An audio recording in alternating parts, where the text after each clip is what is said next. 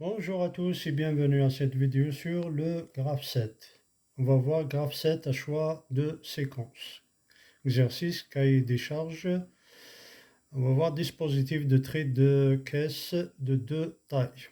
Un dispositif automatique destiné à trier des caisses de deux tailles différentes se compose d'un tapis amenant les caisses de trois poussoirs et de deux tapis d'évacuation suivant la figure ci-contre. Donc on a le tapis 1, et la grande caisse, la petite caisse, le poussoir 1, poussoir 2, poussoir 3, là c'est le tapis 2 et là c'est le tapis 3.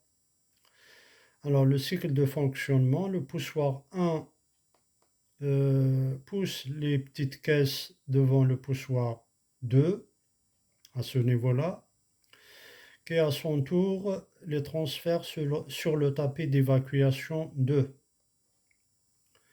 Alors que les grandes caisses sont poussées devant le poussoir 3, là, ce dernier les évacue sur le tapis 3.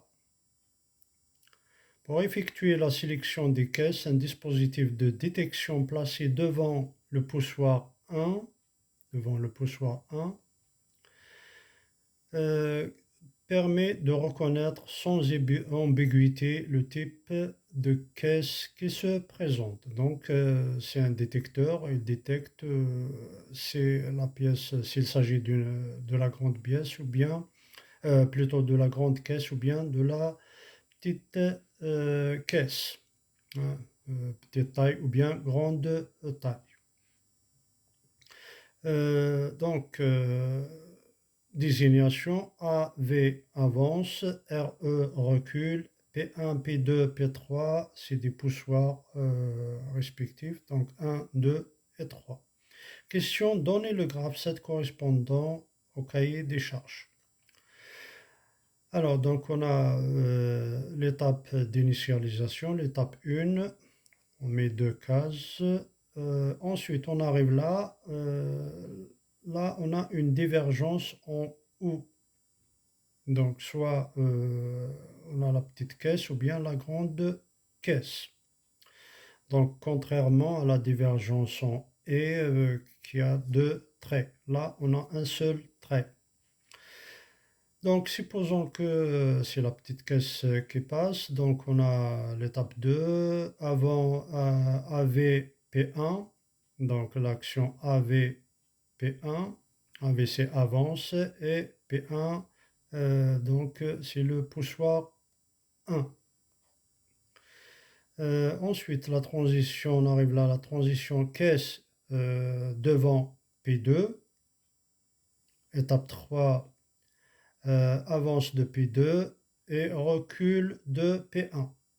Ensuite, la transition caisse sur tapis 2, elle se présente déjà là, sur le tapis 2. On passe à la quatrième étape. Donc, l'action, c'est recul de P2 et recul de P1.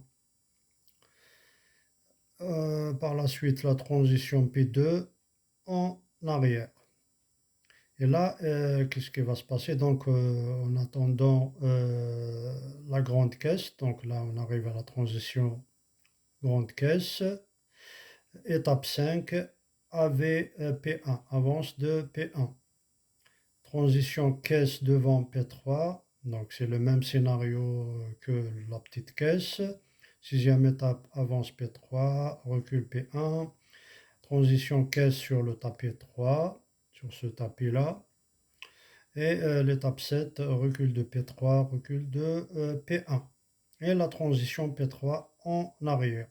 Et là, c'est la convergence en U.